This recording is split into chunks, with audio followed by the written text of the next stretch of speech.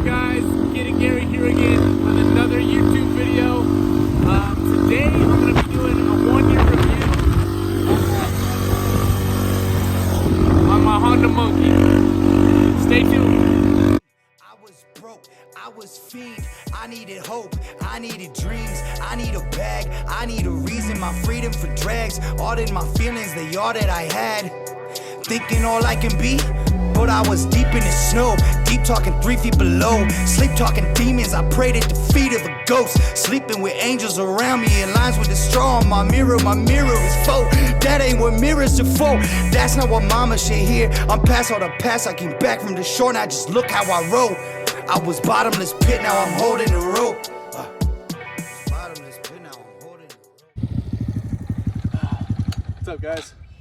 Today I'm doing a 1-year review on my Honda Monkey. Some of you guys are gonna say, that's not a 2021 or 2022, that's a 2019 or 2020. You're right, it is a 2019, but there's a small backstory to it.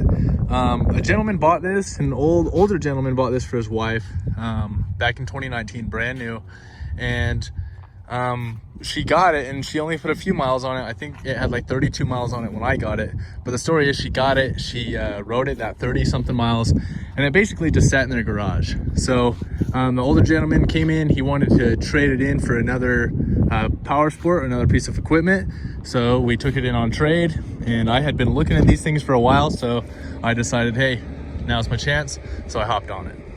The reason why I got this Monkey was to dial in all my Harley tricks. Instead of throwing around, you know, a 700-pound motorcycle, I think this thing's a little over 200 pounds. So other than that, it's way cheaper to fix parts. It's way less scary to wheelie, even though it actually is harder to wheelie than it is the Harley Davidson, believe it or not. So my mindset was, if I could get dialed on this, I could ideally transfer everything I learned on this to the Harley. So I'm gonna kind of go over what I've done to it, what I love about it, what I don't like about it. All right, so first off, if you do get a Honda Monkey, you decide not to get the Grom for whatever reasons. My reasons were, I wanted something as similar to the Harley as possible. I wanted to have a mini Harley Davidson. And obviously the first thing that I saw was the dual suspension in the rear. The Honda Grom comes with a monoshock, same with the Z125 and all the Honda 110s and the Cowie 110s. Any 110 is going to have a monoshock, so I thought it was pretty cool that the Honda Monkey had the dual suspension in the rear, which I don't know how much of a difference it makes, but it's comfy, I like it. Along with the suspension, they come stock in this little notch right here, so it's pretty soft. What I did was, like, there's not a specific spot for it, but I turned it over to the flat spot, so the spring has a little bit more stiffness after going from this point right here to kind of just sitting on the lip there. But so you get a little bit more stiffness out of it that way. I weigh probably 170 pounds, so I found that I liked that. The next thing is bars. Bars are probably, I think this is the first thing I changed actually, was my Pro Taper bars.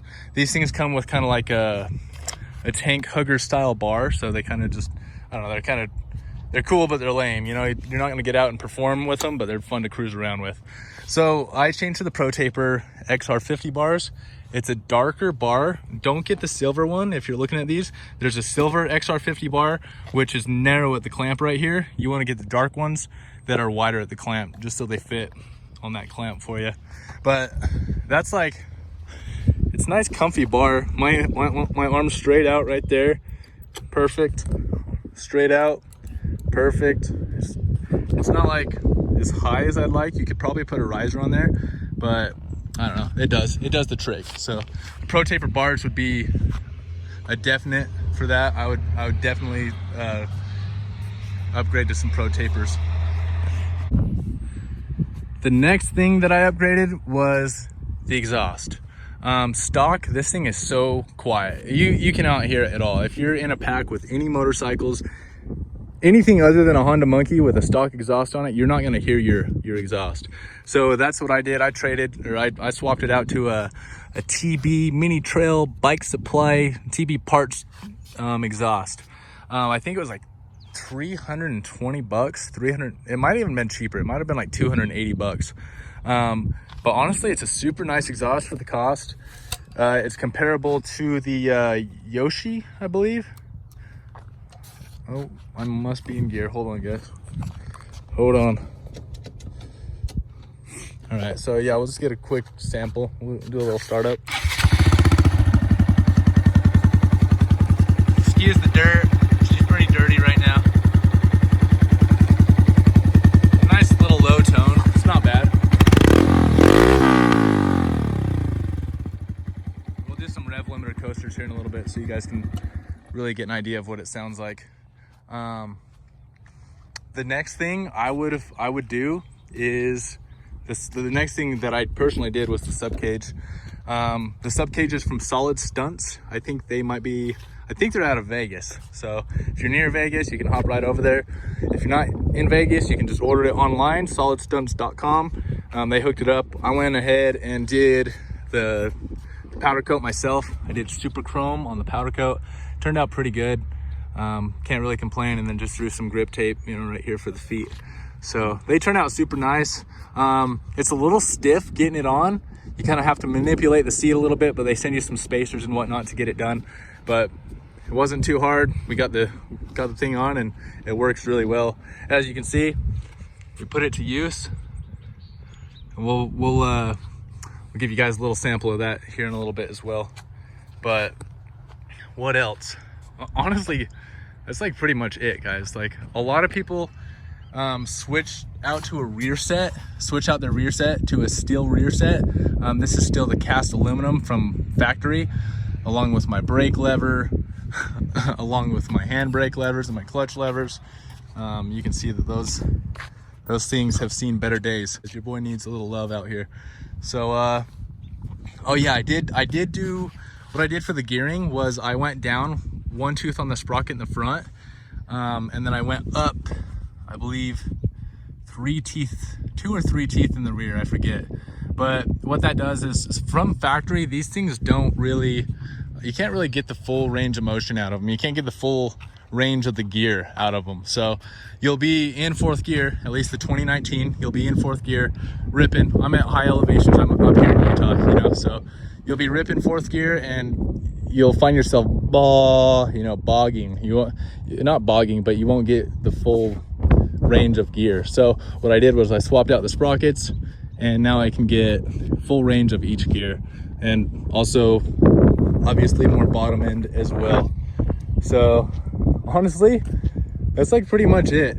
A few things that I love about the Honda Monkey is it's an everybody bike. This bike is perfect for everybody: kids, grandparents, moms, dads, brothers, sisters, cousins, aunts, uncles, whoever, This Honda Monkey is perfect for everybody. It has so much character. I get more questions about the Honda Monkey than I do any bike, my Harley, anything. So I would highly recommend it. It's the same price as a Grom out the door, brand new. Resale value, these go for usually about $1,000 more than the Groms. But I don't know, there's so much good about it. There's so many things that are good about these things. You can go, if you need to hop on the bike trail real quick. Yeah, it might not be legal, but I'm not telling you to do it, but you could if you had to. You could hop on the bike trail. I put this thing in the back of my car. It's a Hyundai Tucson, and it fits right in the back. I can get it in by myself, put it in, take it out. So if I'm like traveling to Salt Lake or somewhere far, or traveling to a mountain, so I can hit a ridge of a mountain or something, I can put it in the back of the car, don't have to load it up in the truck or anything like that, and be on my way. So that's super cool. What else? Really cool thing is they got the inverted front ends, the disc brakes on these things, fuel injected. You can't go wrong. The 1 year review, like I have had this thing and I have literally beat the shit out of it. Like, I am not lying to you guys. It looks like it's in half decent shape, but look at this. Like, we got pegs that are mismatched. We got the foot peg. You can tell this thing's taken some spills. There's probably a small dent on the tank somewhere. But this thing has been everywhere from lake beds to mountaintops, and everywhere in between. So I would take this thing to New York and back if I had the time to do it, and it wouldn't cost very much because this thing gets about 120 miles to the gallon. So you don't have to put that much fuel in it either. I've had it for a year and some change, and I got, can you see it? 4,836 miles. And honestly, the majority of that has been in a wheelie with the front end up. So it's pretty sweet. We got people rolling in, so I'm gonna go get some B-roll, some clips. Thanks for tuning in to my video, guys, and enjoy. I'm gonna do some wheelie shots for you guys. We'll do the rev limiter coaster so you can hear the exhaust on